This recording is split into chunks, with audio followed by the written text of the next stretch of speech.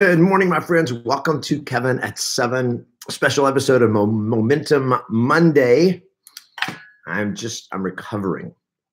I'm recovering from the amazing Spartan race. In fact, here's my Spartan hat. Yes, I went all in. I got all the Spartan gear. This is awesome, guys. I'm telling you, there's no excuse. Make sure I get this camera fixed. There's no excuse. There's no reason. Come on now. There we go. There's no reason that any of you don't do the Spartan race. For building yourself, for building character. Good morning, Michelle from St. Thomas. Wow. Good morning. As you come on, hey, Jose. As you come on, just join us. So here's a t-shirt I got yesterday. Right there. Strong because I've been beaten, resilient because I've been broken, Spartan because I overcame. Cool. So I'm telling you guys. So one, you should all do the Spartan race. Cool. It's great stuff. Good morning. As you come on, make sure you tell me where you are. And make sure you give the video a thumbs up and hearts if you're on Facebook. Good morning, Gina. Good morning, Max. Mitchell, good morning. Raul from Camp Pendleton. Lakshay from Reading, Pennsylvania. Hey, Amanda from Albany, New York. Sherry from Lakeland. Good to see all you guys. Hey, Anita from Toronto. Buenos dias, Patrick from somewhere. Morning, Cyrus from Austin, Texas. Great to see all you guys. What's up, Eric? Okay, guys. Now, this is the challenge.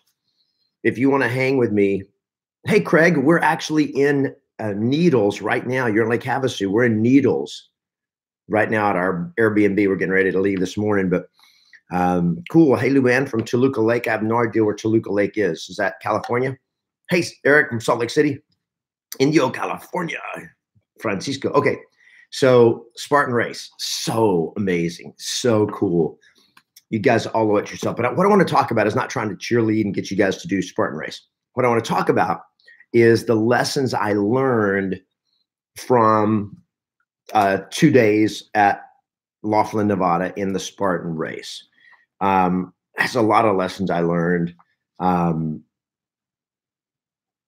Just a lot of lessons I learned. So I'm just going to share with you some of the lessons that I learned to help you get your Monday morning started off great. So these are just lessons I learned from Sparta, from the Spartan race. Good morning, Sonia from Carson City. Good morning, Tanika from Columbia, Maryland. As you come on, make sure you give the video a thumbs up. Tell everybody where you are. Hey, Roger from Oxnard. So here's the lessons. Number one is the value of volunteering.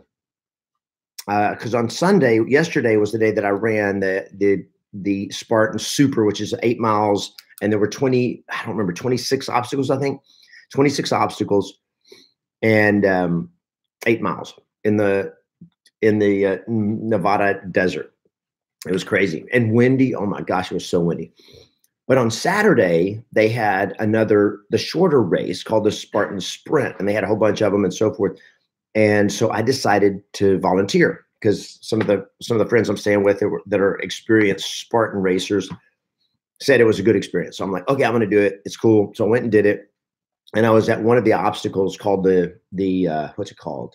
The multi-rig, which is basically a bunch of rings with a rope in the middle of it and rings and bars that you have to swing across. And pretty amazing how tough it was.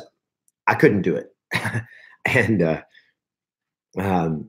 so anyway, here's what was amazing is in volunteering, the people you get to meet, the things you get to observe and so forth. So it was a part probably as important of a growing experience doing that volunteering as actually running.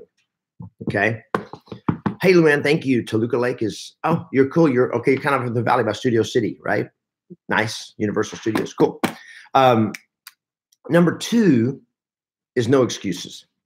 Because here's what I learned on Saturday while I was volunteering is it was the world championship of the para Spartan race. So for para athletes, for athletes that have major physical disabilities, including a guy that had no arms at all, no arms, just he had little parts of his hand in his shoulders right there. And if you don't complete an obstacle, you have to do 30 burpees. And a burpee means you have to go down onto your chest, flop down on your chest. You have to come up and then jump. So here's a guy with no arms, and I'm like, so I'm watching him come up, and he can't do he obviously can't do the rings, so he has to go straight to the burpee pit. And I'm like, how's he gonna do 30 burpees? He's got no arms. So I'm like, so he just kind of kneels down, gets on his knees, plops over on his hip, rolls down, and then rolls over, gets full chest on the ground, which is the requirement, rolls back up, comes up, stands back up, jumps. And he does it 30 times. And I'm like, here's a guy who has every reason in the world to be a victim, to play the victim, to take himself out of the game and not do anything. And he's showing up in the world championships of the para Spartan race. It was like so unbelievably inspiring. The very first person that I saw, there was a para athlete that came up.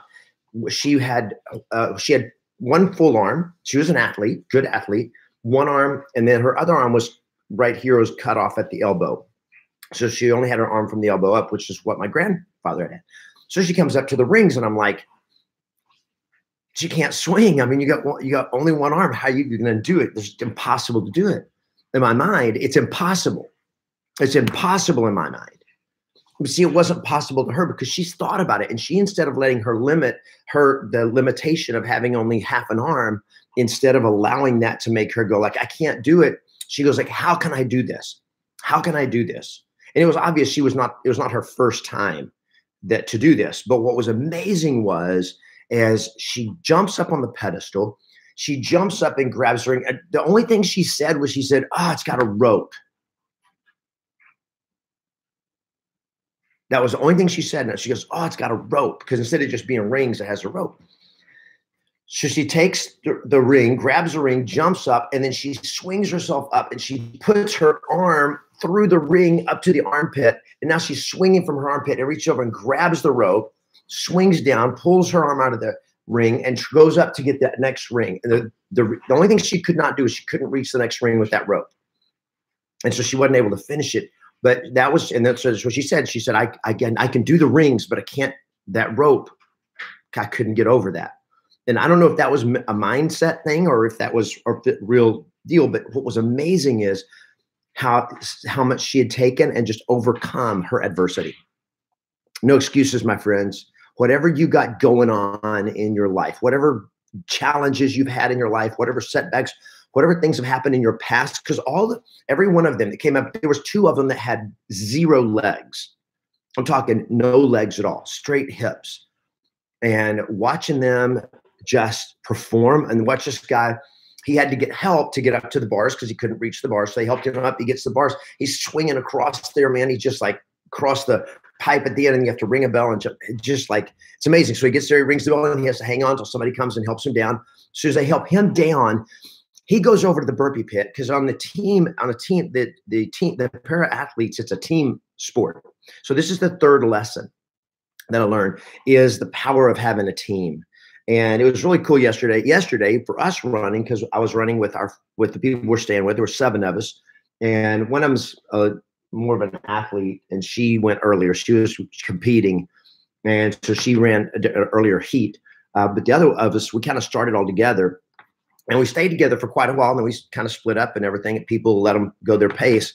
But it was just cool having them to support us. Like Jose and I, it's our first time ever doing this. And so they're coaching us through it. They're helping us and cheering us on and all that kind of stuff. Guys, I'm in an Airbnb. So yes, the video stream may not be good here on YouTube. So sorry about that. Nothing I can do about it. I'm just having to live with their Wi-Fi.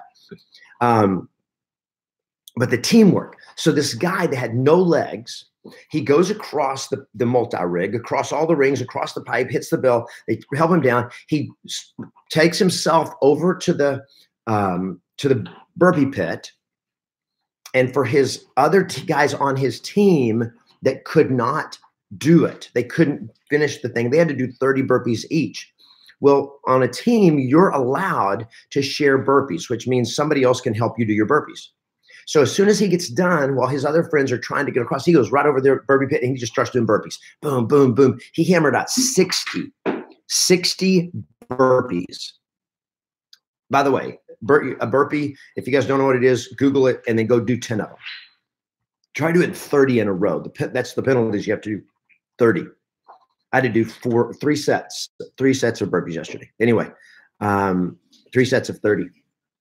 He was just doing burpees for them. That was just like he was giving himself for other people. When I missed my first obstacle, some of our team members did burpees for me. And I only had to do 20 because they did, I don't remember who it was because we were doing burpees for each other and all that. It was just like crazy amazing. So that's my third lesson. The fourth lesson that I learned yesterday, that was just kind of like, I already knew this, but it's a lesson that I was convicted of yesterday, and that is integrity. Integrity. And that is, don't cheat yourself. Don't cheat yourself. Because there was one obstacle yesterday that I could not do. And I cheated. And I cheated, I shortcut it, I didn't do the burpees. When you're tired and you're like, oh, I'm so tired. I'm like, oh, nobody knows. I'm just going to go on. And I did. I cheated, and it's like, I wasn't worried about getting caught. But now I know I cheated. And I cheated because I had not made a commitment. I was not going to cheat. And it caught me off guard. I'm tired, not feeling, I'm worn out. I rationalize, I'm still going to finish and all that. And I'm like, that will never happen again. I do not like how I feel about myself, even though nobody's watching, nobody knows. When you cheat, you cheat yourself more than anybody else, more than anything else in life. That's what happens to you guys. If you guys are with me on this, let me see some thumbs up. Hope you still love me. But I was not happy about that.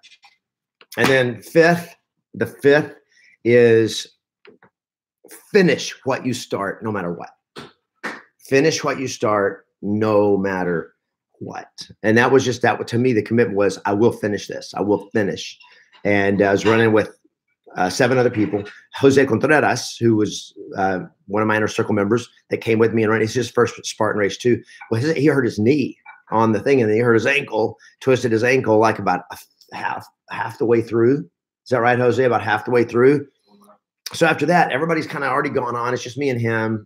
And there's one other person behind us that was nursing bad knees because she did the Spartan Ultra in Dallas 3 weeks ago. And then she did another one. And the Spartan Ultra Beast is like 26 miles and I don't know, 1,000 obstacles. I don't know, but it's crazy. So she was kind of going a little pace because she was just kind of doing it to do it. But Jose was hurt. And the last 4 miles, he was limping. And I went on because he said, go ahead. I got this.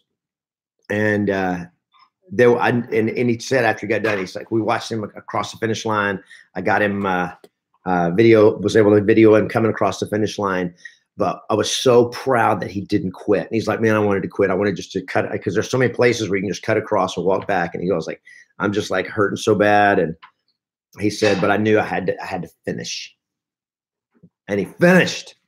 Let's see some thumbs up for Jose Contreras. He's over right now cooking us breakfast. I can show you guys for right there, man. He's cooking breakfast for us. Way to go, Jose. So can you guys see that on the YouTube? I'm showing it over right there. There he is. And he's got the shirt. He's got the cool shirt on his back. He earned that shirt, man. So that's main lessons I wanted to share with you guys that I learned at the Spartan Super Race in Laughlin, Nevada. I am in. So I love Spartan racing. It's like the best. So I'm going to be doing some in 2019. There's no excuse. If you guys want to play with me, if you want to up your game and learn more about yourself than you think is possible. Aru Thomas Silverson. Are you Spartan, bro? Hashtag Spartan. If you've ever done a Spartan race, just put in hashtag Spartan right now. Anybody? Hashtag Spartan. I didn't even think to ask if any others of you on here are Spartan veterans. But so I'm going to be doing more in next year. So I'll be keeping you guys up to date. The first one, I'm probably going to do one in Southern California in the end of January. I got to check with my calendar, check with my wife, and so forth. My wife's on right now, babe. I love these Spartan races. There's one in Chino. So it's like 10 minutes from her parents' house. So I think we're going to do it. I don't know if I can get Julie to do it with me, but I'm going to do it. So anyway, guys, that's it. We're getting ready to have some breakfast at Jose as soon as Jose cooks it. And then we're going to pack up and head back home later today. But I appreciated all the guys following me on Instagram and all the thumbs up and all the feedback you guys gave me is great. So thank you very much for doing that. I'll see you guys tomorrow for a special episode of Kevin at 7 for Tactical Tuesday. Have an awesome day. Play to win and always expect yes.